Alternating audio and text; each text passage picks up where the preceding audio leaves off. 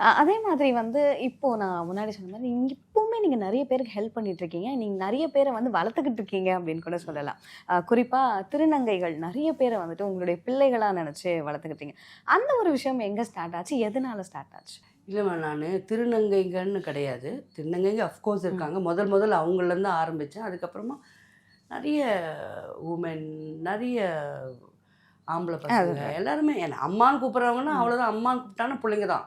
But திருநங்கைங்கன்னு வரும்போது நான் முதல்ல அவங்களோட பெயின் ஃபஸ்ட்டு புரிஞ்சுக்கிட்டேன். இவங்களுக்கு அப்பா, அம்மா சேர்க்காம அவங்கள தொரத்தும்போது எப்படி இருந்தது?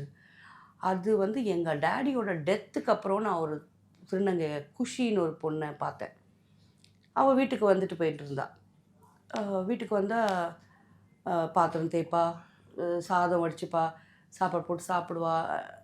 சொந்தமா இருப்பா. அவ கிட்ட தான் அந்த பெயின்லாம் எனக்கு தெரிஞ்சது. எனக்கு இப்போ இப்போ வந்து அம்மா இருக்காங்க. இப்போ இல்ல. அப்போ அந்த ஓகே. டைம்ல.